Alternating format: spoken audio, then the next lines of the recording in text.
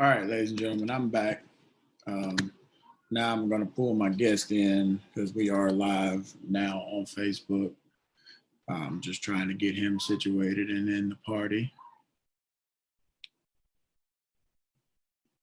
Once he's in, we'll get started. This is my one edition today of Full Court Press with Coach J. Tomorrow I got two guests on. Got head women's basketball coach, and I got my good friend who is over the ABL league in Atlanta. He'll be on. So my guest should be logging in right about now, and we'll be good to go, ladies and gentlemen.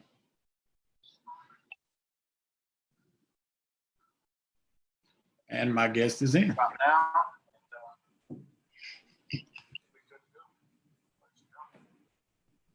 There we go. Now we're good. You rolling? We're rolling. I got it rolling before I pulled you back in. So we're good. I don't know which one to look at now. I'm a little delayed in the I have the Facebook one up on my phone next to me, so I can get questions from there. But then I look at my computer screen, so I don't like to look at. I try to look at myself, so I can see what's going on there. But my guest is on. This is Coach Dylan Auman. I'll let him tell you about himself a little bit here in a few seconds, but I'm gonna ask him the same funny question that I ask everybody who comes on my show because I want to know, Coach. Tell me that first whooping as a coach that you took that was like you just got beat down and you were just like, look, I got to go work at this if I want to be good at this. First whooping. Oh my goodness, that's a great question. Really, if I'm being honest, I want to give credit to my late mentor, Coach John Jordan. He actually had me at Johnson & Wales. He was the head coach right before I met you. Right. He passed in between my first and second year there. My first year with him, we were down in a tournament in Miami, and I come down. I'm ready. Like I got ready for the game. Like I'm hyped, and like I dressed up, and I dressed up probably a little too nice for his taking. He lit one into me because he's like, "You never outdress the head coach. You never look better than the head coach." And then he pulled me aside later. He's like, "Listen, I'm preparing you for so many of these jobs that you're going to have in the future. You know, I'm here, I'm cultivating, I'm helping you get used to everything." But yeah, he let me have it early. Got you. So as a coach, playing another team, what was that first rude awakening that like the other team just beat you down badly and you were like, as a coach, I got to get my life together? On the court, it was the same tournament. There was a team, 4 teams at Johnson & Wales. It was Charlotte, Providence, Rhode Island, North Miami, and then the Denver campus. It was a funny story because it even turned into a funnier one because I got to know one of the players on the Denver team a lot better afterwards. But they gave me quite a butt whooping because I had to step in and take over.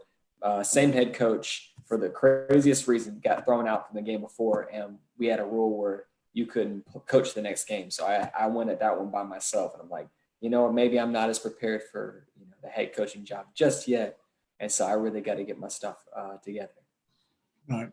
Tell us about your coaching journey and how you got to where you are at USC Upstate, and what made you get into coaching. Coaching journey started in college. Didn't quite make the NBA, so I wanted to stay with the game. I loved being with the basketball, just the world.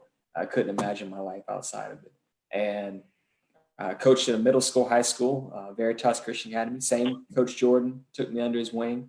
After which continued on the men's side at a D3 school in the Northeast. Won a couple NCAA conference tournament championships. Went to the NCAA tournament. Came back to Charlotte. Stepped onto the women's side, and I've been there ever since. Really fell in love with how it's the same basketball game, but it's different dynamics when you're working with young ladies than you are working with men. So really, to be where I am here today, like I went back and forth, have been the head coach, decided to be an assistant coach, and working my way back into that head coaching role eventually. Yeah, coaching in general is just, it's in my blood. Basketball's in my blood, but really, I think it's grown to become more my like just my passion to mentor and my passion to teach. Right. It's such a great game. You learn so many great things that are not just basketball lessons, but life lessons. Got you. So who was your biggest influence in coaching outside of your first coach's name there? And then who are your mentors still to this day? Oh man, there's so many to thank. I don't want to leave anyone out. Coaching mentors coming up was big on Phil Jackson. Love those Laker teams. Still a Kobe fan. I obviously, even with Jordan, there's still that correlation. It makes it even easier. Continued working for different people. Trudy Lacey, who's still at Johnson Wells, good friend, mentor off the court, on the court. Anita Howard down at Georgia Southern was great for the time I was at Columbus State. I lean on Tammy George, who's my head coach now, and then some really good coaches, and even in the Charlotte area still, Barbara Nelson, just so many, Hernando Planelis. If you follow the Step Up and their realm, Felicia Hall, Johnny Allen, wonderful people, and I lean on them all the time. I really feel like I can go on and on and on, but I don't want to just stick to that same question. No, man, you're good. That's the purpose I'm asking, because I'm learning, want to know.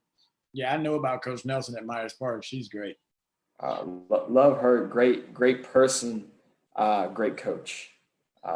Huge fan. She's actually viewed a few of my videos. I've called her viewing, and I also know Coach Howard. Don't know her well, but I knew that she was at Livingstone and did very good there, because that's where my dad is an alumnus of. So I kept up with Livingstone, and now she's at Georgia Southern, going to do big things there. Oh, yeah. So let's talk culture. What do you ultimately think it takes to build culture in a program? Accountability first and foremost. I think that, you can preach a lot of things and you can do a lot of things, but once you leave the room, they're going to have that resonance of like, well, did they mean it? And what happens if I don't do it? Kind of mentality. Right. I think there was a great quote recently: is culture is what happens when you're not there. Like, that's what your true culture is. Mm-hmm. Outside of that is the people. I talk often, even my wife, who listens to a lot more of my calls nowadays, just because we're all stuck at home. But it's person before player. Like, they have to be good people too. They have to have that core authenticity, and then I try and stay as transparent with them as well. So that right there will perpetuate culture. You have the accountability, but you have to have the right people in place the same. So when you get ready to take over a head coaching job, what is the first thing that it is that you're going to do? What is going to be your initial focus as you get ready, prepare to be a head coach again? What is going to be your initial focus when you take over the program? What's the first thing you're going to do? First thing is, like, I'm gonna look at my 100 days of management. I'm gonna look at managing up, managing down, managing across. Make sure I have people that are with me who I feel like talking about assistant coaches who right. That we're going to be able to be out there as one, because the message is going to have to be clear and concise in the very beginning. Is that I'm focused on making a connection. I'm focused on working with so many different people, because it's going to take a village, so to speak, like raising a kid, like I'm finding out for the first time here, my 3-month-old. It's going to take a village. It's not just going to be me. So connecting with the returning players, connecting them with new players, connecting with the support staff, and always coming from that genuine area. Like I want everyone to operate out of 3 major keys, which I stole from someone. I can't remember exactly where, but I stole from is love, acceptance, and understanding. So if you can act out of those areas and have your program act out of those areas, I think you'll be fine. That's good. I mean, that's simple, but it's to the point. So let's talk a little bit of philosophy, a little bit. Talk to me about your offensive philosophy. What is your, how do you envision your philosophy working, but what is your philosophy, and then how are you going to make it work? First and foremost, starting off again, taking over that program. Got to know who my players are, got to know what they're capable of doing. But when it comes to like years and getting the players that I want in the system, offensively, I want to be methodical, but I also want them to understand how to play. So a lot of it will be based off of motion, based off of spacing, and learning how to play the game. Because I think there's 2 things that I do in individuals nowadays that I think would carry over offensively for an entire team in a very nice way, is that if you have great moves and a great counter, it doesn't even have to be that many moves. You have a great move, a great counter, it's going to be hard to stop you. And then outside of that, you got to have confidence in your decision making. You make the right decision, great. If you don't, that's fine. Why didn't it work? Why wasn't it the best decision? We learn from it, we move on. But I think that I would want to let them have a little more freedom with it being methodical like that, to be able to just to play and to learn together. And, sure, we can have some fun with some set plays and stuff like that too, but it's gonna be more free flowing, I think, than set driven. It's hard to guard a good team who can just play well together. Right. I like the fact of the move, counter move. I actually teach kids a move, counter move, and a counter move to your counter move.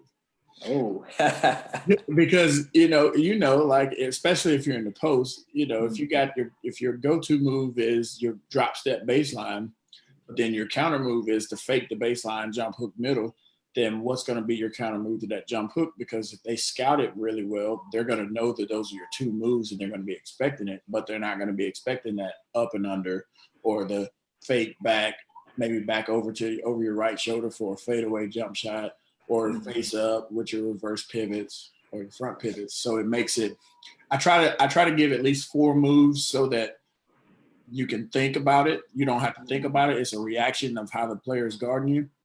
But at the same time, I also want to give you the pivots. I think pivots are the most important. If you can front pivot, reverse pivot, it looks like you have a 1,000, and you got to be able to do it on both feet. And it looks like you got 1,000 moves, but in actuality, it's just your pivot that makes it look like you got that many moves. And people used to tell me I have good footwork, and I was like, well, I studied footwork. The Michael Jordans of the world, the Hakeem Olajuwons, then Kobe Bryant later in my career. So that's a good thing. But I would say to the college coach, add that counter move. Yeah, no, I love it, and I think that you took it one step further. I love footwork. Okay. I do a lot of individuals with our post players, our fours, so to speak. They're like post guards, basically. Right. And we do so much footwork. Footwork, like you hit. I was, when you were talking, and I'm like, man, he's a Hakeem Olajuwon fan. I know it. I watched a video just the other day. I'm like, Hakeem had like the footwork, immaculate footwork. And what people don't know about Hakeem Olajuwon is he didn't start playing basketball until he was like a junior in high school. He was a goalie. So his footwork came naturally to him. Mm-hmm. So most people don't really know that. And I'm like, he was a goalie, but he became one of the greatest. They played him at the center, but I really think Hakeem was more of a power forward in that. I can see that. Today he would be a center, but he had some of the most immaculate foot. Where do you think Tim Duncan and Al Jefferson got their footwork from? All the great, like Michael Jordan went to, he had it anyways, but Kobe went to see Hakeem. Mm-hmm. LeBron's been to see Hakeem. The greats who want the footwork and those same footwork principles, I take those and put them on the perimeter too, because I was a tweener. I was a 3.5. so to speak. Yeah. For face up four, but I can play back to the basket. You put those same moves, if you can reverse pivot and pivot like Carmelo. Carmelo could beat you on a jab step and get a shot off because you believed he was going to go. So those same footwork principles will go good, especially for you, like you're teaching your fours to play inside, outside.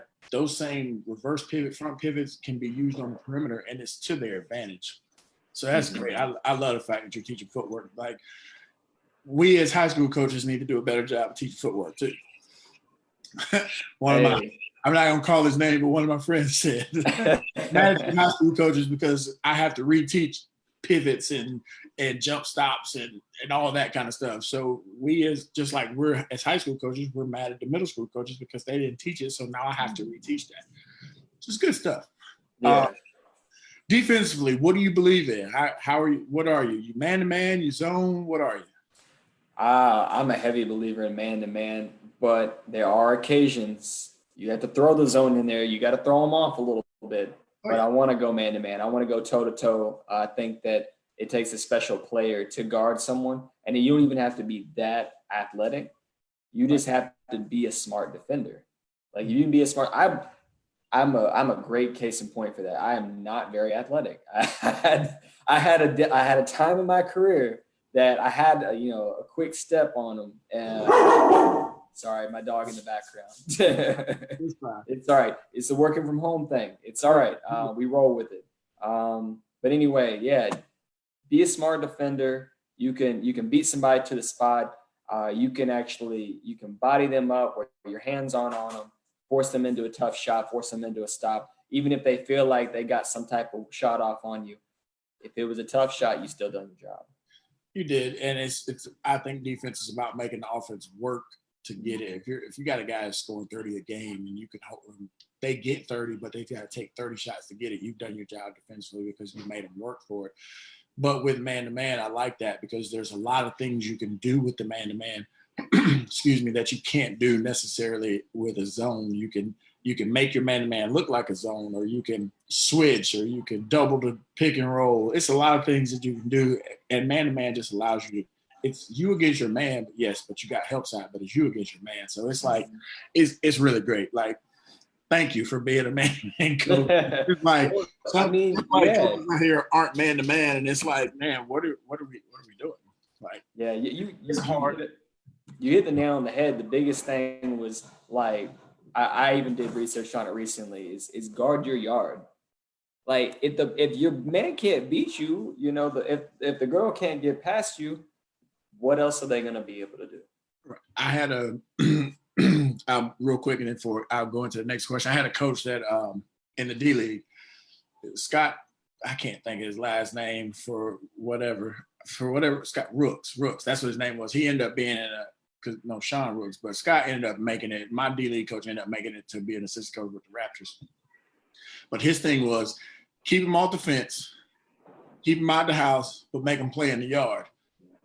For those that are watching it don't understand what that is, off the fence is the 3-point line. In the yard is in between the 3-point line and the paint, and then the paint is the house. So we took pride in it because, I mean, in D League, you don't play. NBA and in the G League now is what it's called. You don't play zone. It's you against your man, and because the help side is far fewer and in between, it's there, but they can only be there for 2 seconds, 2.5 seconds, and they got to get out the lane. So he was a firm believer of you make them play in the house, make them play in the yard, we'll win games. And we did. Hey, that's a great philosophy. Because it just made me think of that because of your yard. So we're going to make them play in the yard, which that's a lost art of basketball. The mid-range is a lost art of basketball, which I'm gonna do a video one day about that, just talking about mid-range being a lost art. But yeah, so with that, let's talk about I'm gonna ask you individually as you're being a head coach, and then I'm gonna ask you as being at Upstate. So it's the same question, but you answer it 2 different ways. Okay. How much time, or how important is practice planning, and how much time do you spend preparing for one practice? Not a game week practice, because I know game weeks look different. But if you're going after Midnight Madness is over and the fans have left, and you're going into Monday afternoon and you got to practice, how much time are y'all spending or you spending to prepare for that practice? That beginning practice, I think it's different at different levels. Obviously, at Johnston Wells, we couldn't touch the floor, touch the ball until a certain day. Similar to Division II, NCAA Division II, Johnston Wells is USC AA. Division I, there's a lot of stuff I think you can put in there in the summer that prior to that, it changes that first practice a little bit. A lot of times, like this past year, we were able to really implement a lot of stuff before that first official practice day with the amount of hours that we were allowed during the summer. Right. Now, for me, if I'm answering the question just as I'm the head coach of a program, I think that there's going to have to be certain things that are built into your practice that go throughout the year. Like if you want to be great at something, like you work on it every single day to the point where it's like you said, talking back about footwork, it's without thought. You're out there and it's like fluid motion. The game slows down in that area because you've already gone over it 1,000 times, which builds confidence, which helps with decision making. And at the end of the day, it becomes what you're known for, what your calling card is, what your program really is known for being good at. You do that. I think that I know if Coach George is watching, she's not going to like this one as much from my perspective, but I think you start with defense. I feel like, go one-on-one. You go in 2-on-2, you build up to 3-on-3. You can play those, you can work into the offensive scheme, like, again, how you really want your team to play offensively. But if you can guard your yard, if you can keep them out the house and off the fence, then it's going to be better for you as a program. So I'm starting with some competition. You might build into some team concepts, but a lot of stuff is going to be what you're going to be good at, how you can guard, how you're going to defend in those small games, because that's at the end of the day, like if you're playing in space, that's what it looks like. Right. And again, building up that 1-on-2, 3. At that amount of time probably at least takes a couple hours, 2 to 3 hours, especially if you bring the entire staff in. I think that everybody's got an expertise, got a role. At that point in time, they lay that out on the table, and then we go from there. But as the head coach, that would be my goal would be to establish defensively certain things and establish what our calling card is going to be. What we do now at Upstate is a lot of the 2 to 3 hours. We're in there, we're cranking it out. But Coach George is extremely offensive minded, love her to death. I think that we're going to be very proficient offensively pretty much every year. She knows how to get the ball to certain places, to certain players on the floor where they can be successful. And a lot of that will start with some of the things that we'll do depending on how fast we want to be. For my first year, we were very high tempo. This past year, we were more methodical, half court. I think we're going to go back to maybe being a little bit faster, kind of up in the air right now. We haven't talked about it as much, but establishing a lot of things offensively and those key elements of offense, being able to make shots, being able to, handle the ball, being able to make good passes. And so those are the things we'll focus on and then work into, what that looks like offensively. And then we'll also work on some defensive stuff. With that, you said something in there that's helped me formulate another question for you. How important is competition in practice? Do you think that you should compete every day in practice to get the competitive juices flowing amongst the players? Because I know in women's basketball that can get a little rough, just like can in men's. It gets a little more trash talking, but women can get a little rough. So how important do you think it is to be competitive? I think you kind of you fill your team out first. I feel like if you can be competitive and they can go and being chippy doesn't carry off the court, which I think it can happen sometimes. Like you just said, it definitely can. I think you fill your team out and then you go from there. I want to say that competition is important, especially if you want to be like a competitive team, or maybe you're that in the mix team where you're going to be in a lot of close games throughout the year. You want them to be competitive. And on top of that, you're figuring out who's going to be the ones that try to rise to the occasion. Oh yeah. But again, you mix it up. You throw in some competitive stuff, but you also have to throw in some things that are going to help build their confidence. A lot of can't be just cutthroat at each other every single time, every single day. You build that confidence in their ability, so skill development and stuff like that. But you also build confidence in their teammates. So they've got to be on the same team to help chemistry build and help confidence build and what their teammates are going to be able to do around them. And so I'm big on competition, but there's definitely, a line that you draw so you can build that chemistry. Got you. I got a question that popped up on Facebook. I asked him, was he asking me or you? So when he replies, I'll ask that question. But I'll go into the next question at the moment. How do you particularly decide what you're going to focus on in practice? Some people who have a system and they're going to ride their system the way they ride it, and they're going to that's just what they're going to do. Drills that pertain to their system every single day. They only focus on them. But if you're not the coach or the staff that focus just on you, how do you decide what you're going to do in practice each and every day? Because each practice is going to look different, or is each practice going to look the same? A lot of it, we get in a rhythm, I think, which is helpful. Is also, again, helps build confidence, helps build structure. And I think that, you do have to change things up so it doesn't get mundane, but you have to build yourself up. Like you can only really be the best version of yourself.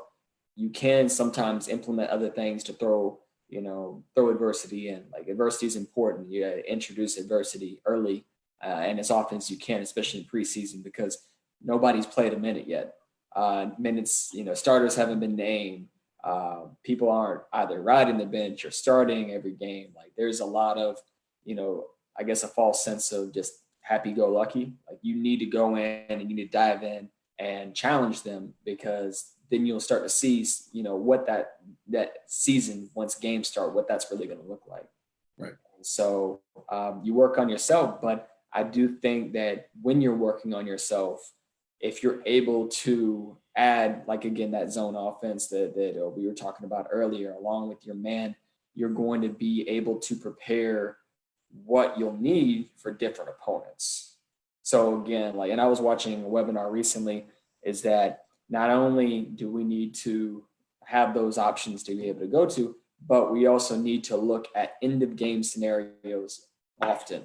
And a lot of those end game scenarios have to be different. Like they even had a great idea, and I'm going to propose this year. This is something new for me. It's like flashcards. Create the flashcards in the front end, because you go with the flashcards and then pick one out. A lot of times you don't get to pick the scenario in the game anyway. So why don't you pick one that you don't have control over? So it's like, all right, well, we're down 5 with 3 minutes left, or we're up 2 with, 3 minutes left in the game, or 4 minutes left in the game, or, you're up 10, where you have to play with the lead, and maybe you're, in foul trouble or something, throw in another factor. But yeah, it's something where when you're preparing for other teams, now you get to throw in like, all right, well, we know the scout, we know the players, this is how they play defense. We'll put the scout team against the starters of the rotation, or even, if we don't know that yet, we'll just, we'll mix it up and go from there. I like it.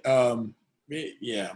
So the question was, what inspired you to get into girls basketball, coaching girls basketball? Well, I can't take all the credit. Coach Jordan, again, took the opportunity at Johnson & Wells to start the varsity program. And he talked to me in great detail. At this time, I was a Division III assistant coach on the men's side. Aspirations to continue my career. I started at UNC Asheville, where I was on the men's side. Was thinking, get back to the Big South. Luckily, I'm back in the Big South. That's a nice thing to be able to say. But talked to me, had great conversation one-on-one with him about, just the different types of relationships. He'd coached on both sides. He coached all the way up to being a semi-pro coach on the men's side. Had taken the job coming from a junior college on the women's side in Missouri. And I think for me, and again, that was something that was big, was just the relationships I've been able to kind of grow with and kind of keep up with over the years. And I still keep in touch with a lot of the Johnson Wells girls. I see them commenting all over Facebook, and I was able to try and even get some of them down to the wedding. One of the girls, again, Johnson Wells. I know you had mentioned, maybe not on the live version, but I believe it's your son that's at Johnson Wells. He's trying to be a chef. Yep. One of the girls who was a pastry major made cupcakes for my wedding. Nice. So that was pretty cool. That's very sweet. Yeah, literally. That is. I'm gonna go back to something you said, because Coach Lamonte and Coach Samuels at she's at. No, where is Coach Samuels at? Latanya Samuels, Lamonte. You talking about Winston-Salem State? There you go. I was gonna say Winston. I just wanted to be sure I was correct because I didn't want to say wrong school, and then she looked at me like, Coach, that's not where I'm supposed to. That's not where I'm at. I didn't want her to fuss at me because she's comments, and I didn't want her to fuss at me. I'm sorry. Yeah. I knew where you were. I just had to get it right. Mm-hmm. But she said something that was great. Like, I heard that in one of my other coaches that was on. He was like, make sure you're doing situationals, like you said. She just commented, Winston-Salem. I'm sorry, Coach. I knew where you were. I had to make sure I called it because there's a couple schools that are red in that area. Yeah. Oh, just a few. And she's been at a couple too. So don't give me too much a hard time. But those situations, you have to do them, because if you don't do them, she gave me the hands in the face. I just emailed her the other day. Tell her I said hey, or I guess I'm telling her now. She's going. I'm trying to get her on too. Hopefully that didn't ruin it. Please forgive me, Coach. But she said she does them at the end of her practice where they're tired and they have to think. Which in a game that makes the most sense, because at the end of the game you're gonna be a little bit more tired than you were at the beginning of the game. Because if I work on game situations at the beginning of the game when I'm fresh, well, if I put myself with a 10-point lead with 3 minutes to play, we're going to win. Mm. But if I put myself with that 10-point lead after a 2-hour practice, and now we're working on these situations, now you, like she said, you have to think, and you have to think now. It's not so much your reaction. Now you have to think, and then you have to play and focus on closing out the game or trying to make that comeback in the end. Because, like I know, when you're making a comeback, you're tired. And you can get tired, and when it gets to that point and you hit that wall, the comeback's over. Yeah. So hump. It's that big shot. You get there, you got to get over the hump. If they get that momentum and hit you in the mouth as you've made that comeback, it just flattens you like a flat tire. So here's another question. How much time is emphasized on individual skills and drills during practice? And then I think he put with that question, do you do it at the first part of practice, middle, or do you guys end with individuals? So I think it varies definitely during the course of the year. In practice, if we're talking about team practice, it'll either be sometimes, I guess more or less during that middle, where it's breaking up. A lot of times we start with warm up. Normally warm up's going to be full court. And we also try and get, certain types of skills in, like the team-oriented skills, either ball handling, passing, something like that. But I think that it'll vary throughout the year, kind of depending on what we feel like we need in practice. Like if we've had a tough week, a lot of games that week, we'll go into skill development where post coaches, guards go with guard coaches. And you're working on certain things that are specific to the game. Like if we run a specific set a lot where our post is catching it on that that short corner, or maybe working from short corner into that actual block, we'll rep from that corner or that short corner of that block. The coach is passing it in, the other coach is sitting with a pad, working on certain moves that we've talked about or done all over the entire year. In our individuals, going back to our footwork conversation, right? Really really trying to get them as many game specific shots as possible. If we're going against a team that's going to play a lot of zone, we have them, flashing from where they're going to be flashing, making certain moves, reads, and basically just trying to make it as game specific as possible. Again, that's going to be more or less during the year when we have that understanding, like, all right, well, we're going to run this a lot. We want you to be able to make this shot. And so the individuals might even come earlier, especially if it's coming right off of a scout. Right. So he said that I need to be where basketball is appreciated. Then he put laugh out loud. He said my administration thought I was nuts with drilling individuals afterwards. And he said I'm on a high school level. I actually know this coach. I would say, would you agree with this statement that individual skills, the majority of it, especially for high school, needs to be taking place, A, in the preseason, but B, definitely at some point during practice? I know with the system that I ran, I did my individual skill that pertained to my system in the smack of the middle of practice. We'd be done ran all of our, like some of our fast break drills. And I mean, I'll kill them for like the first 35, 40 minutes.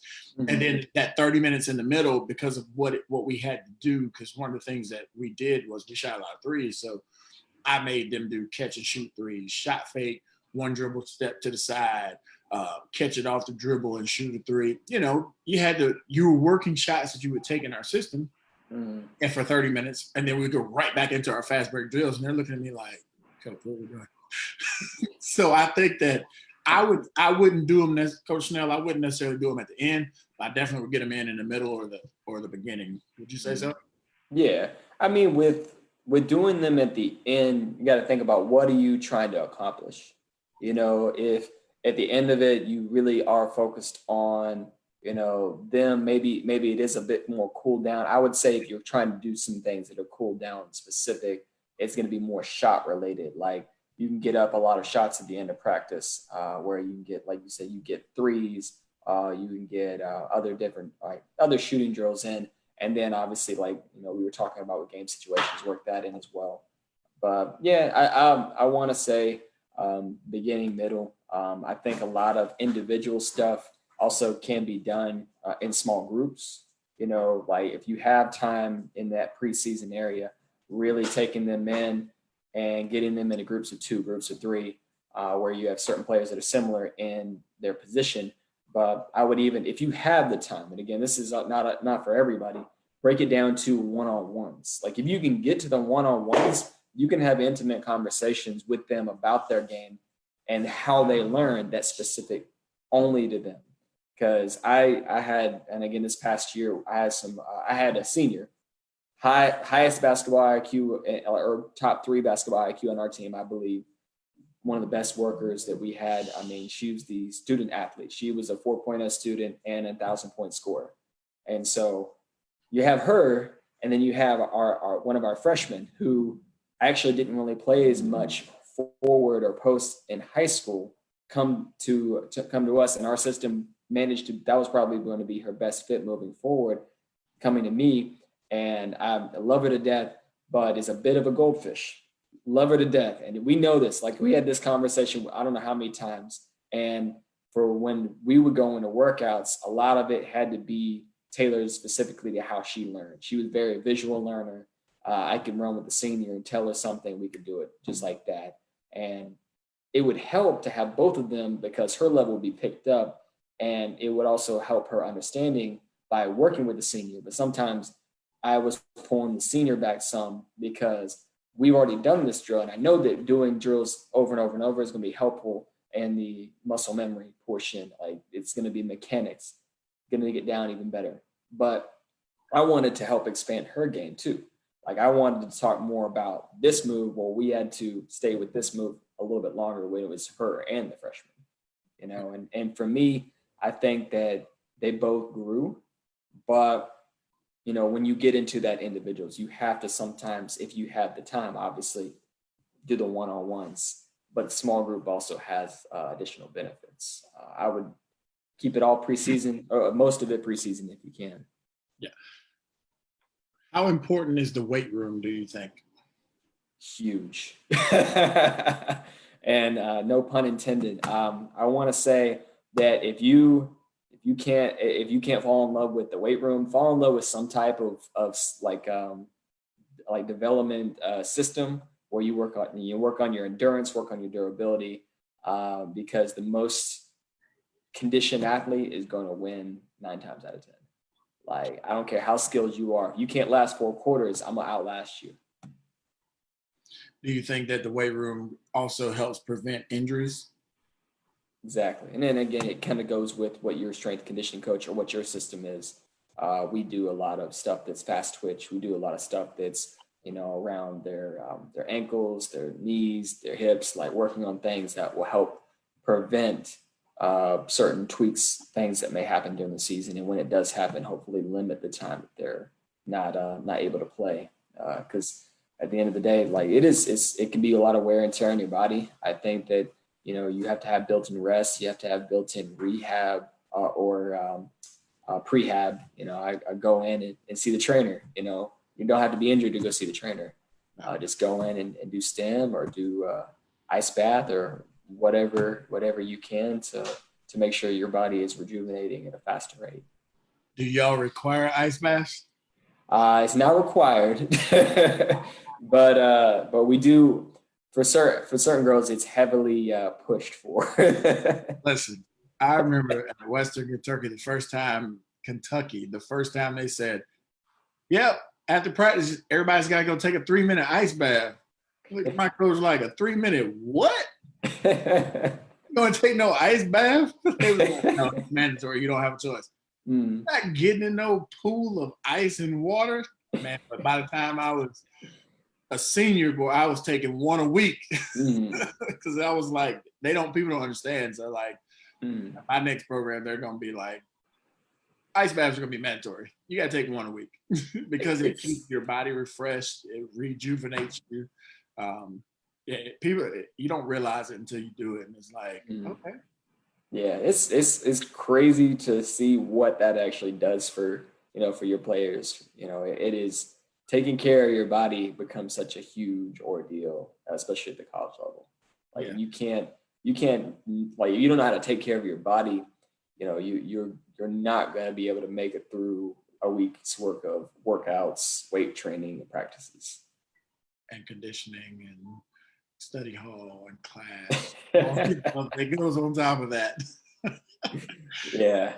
It's a lot. And like my college coach told me the other day, he was like, "Man, your freshman years for athletes is like extremely hard because now you're having to balance the 15 to 18 hours of class, but then you have to throw in the breakfast check, study hall, practice, weight room, conditioning, pickup, all that stuff that goes in." And it's like, you have to be able to, if you don't know how to time manage, you learn very quickly.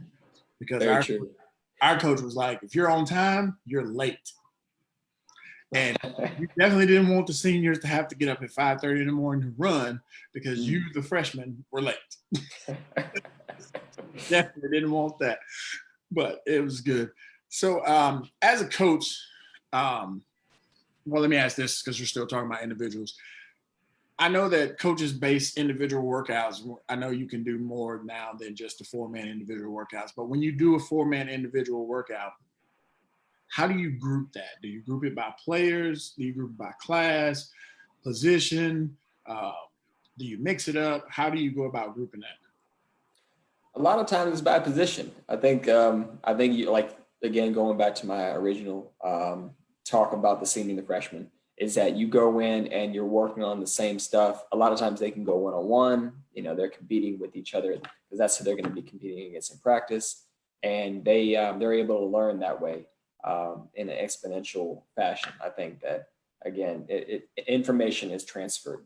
It's passed down through class and through experience and through skill, because there's going to be certain players that, regardless of, freshman, sophomore, junior, senior, they got this move that they go to that's hard to stop.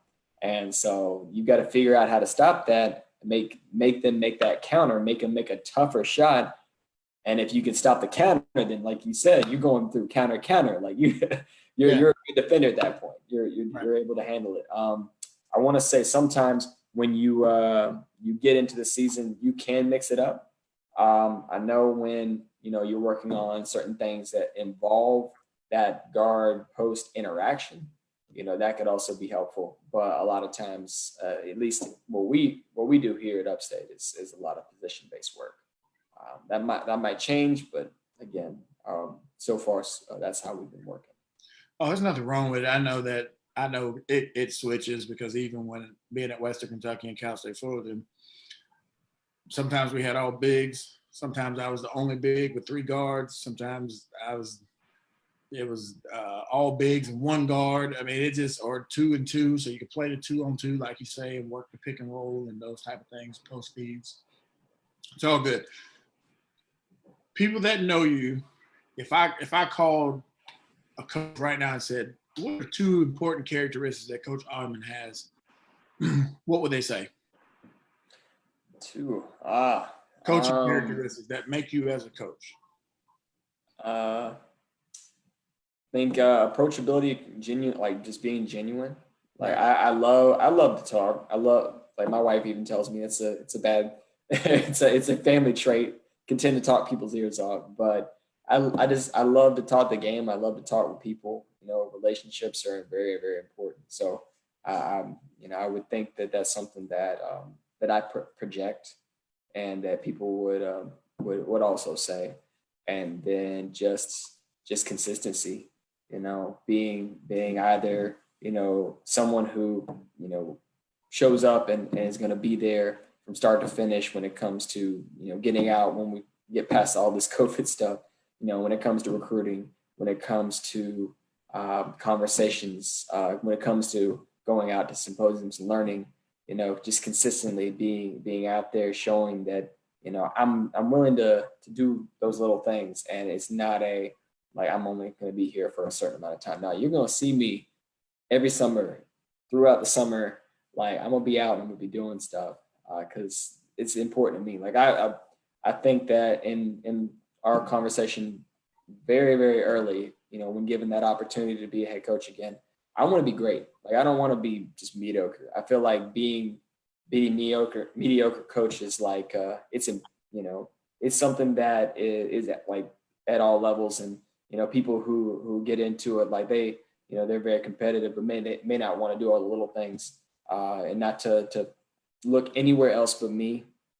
I don't want to be anything but great. Like I want to be great at something. If it's going to be, I'm going to be the greatest at relationships with my players, and that's where I can be great. If it's at the end of the day, like just being great for a university, making sure that they're proud to wear the colors, I'm gonna be great. And if it's gonna be great at just getting to know everybody in the in the coaching world, and just having great conversations, I'm gonna be great. So I think that those 2 things would be areas that I would like to hear back on. I think you're a great recruiter, because I know when you were at Johnson & Wells and you came over to recruit a couple of our girls, you were able to sell the program to them, because they were like, is he really interested? I was like, he wouldn't be here if he's not. They were like, well, he sold the program like they're a major college school. I was like, he's supposed to. That's his job. But I think in other words, I think that as a recruiter, I think that you're able to sell not only the program, but sell the academic part of it to where they'll be understanding that they're going to get a great education along with getting, the basketball experience. But then on top of that, if they don't know any other coach on the staff cares, they're going to know that you care at the end of the day. So I thought that was really important when we came to recruit the kids. So I was trying to push them there. Go over there. Go over there. I love it. I love those conversations. It really is. It's something that I thrive on. Like I love it when you can have that breakdown conversation, because you get to find out a lot about them. That's the important part. Right. Well, one of the last questions I'm going to ask you, Coach, it'll be 2 more questions. How important, teams always have the identity of a head coach, or sometimes the assistant coaches, or everybody. and the assistant coaches sometimes take on the identity of their head coach. How important is it, do you think, how important do you think it is for a team to have a true identity? Uh, I'm growing on that. I think that itself starts to separate a program, a team from the pack. I want to say, and you know, and give kudos to certain programs in our conference, is that there's certain teams that have a calling card, and those teams are in the top tier. I think that as we grow at Upstate and where my feet are, like as long as I'm a part of the program and living, breathing, working, is that we're going to work towards that type of mentality. Like we're going to be known for something. We're going to be great at something. You know, we can be good at a lot of different things, but if we can be great at something, then it's going to separate us in a positive way. You know, at the end of the day, that's where you separate yourself from the pack. That's where you get into the opportunity, the conversation of winning a championship or winning, regular season, going to a tournament, making some noise in March. Some of my fondest memories, even from college, are going to the NCAA tournament. I think that it's just so fun. It's such a a big event for a student athlete or even someone just a part of the school that's going to the NCAA tournament. It builds some of the best memories. There's certain things that I can talk to guys that I went to school with that you can't put a price on that. And so that all starts from being known for something great. And so I feel like, the more you do that, the more you're going to see what you're trying for, which is, to be a program where, everyone's proud to represent and proud to go out and support. I do have one more question before I do the last question.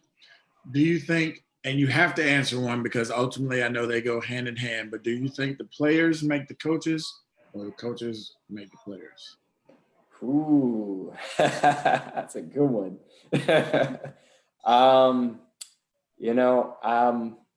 I'd have to say it is very hand in hand, but a lot of times the players take on the coach's mindset or what they, I guess, either let go or they don't let go, like the accountability portion.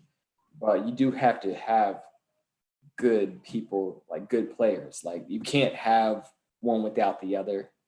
If you really want to be successful, you have to have really good players. Like there's no way to spin that any other way. You have to have good players, but there has to be structure, there has to be a system, there has to be that accountability from the coaches as well. So, I mean, I don't know if that's a good answer, if that's what you're looking for. I wasn't know anything in particular. I just asked the question. Yeah, that's a great one. No, that's a tough question. It usually gets people, but I like to ask it. Last one. What would be your advice to aspiring young coaches trying to get in the game, no matter whether they're 40 and it's their first year coaching or they're 21 and it's their first year coaching? Work, be the best that you can where your feet are. If you truly love it, I think that you can go a long way. You can stay in the game. There's going to be ups and downs. A lot of times, if you're trying to get your foot in the door, volunteer or go work camps. Get your name out there. Get your work ethic out there, because and again, I'm quoting one of my mentors. Hopefully, if she watches, she gets to say that I listened. Is that don't be the best kept secret. You get out there and you do the work. And again, and this is something I learned not directly from a mentor, but another great coach, is that when jobs come open, the interview is already over. People are going to have a list of people that they're willing and wanting to communicate for that position.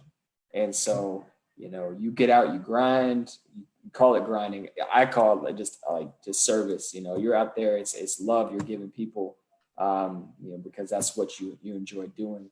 You get out there, you serve others, and your name will already be circulating without you doing that networking, so to speak. Like networking will just come naturally. So volunteer, get out, work camps, be out and about, do kids camps. Like I did a camp over at one of the Carolina courts one summer. That was a blast.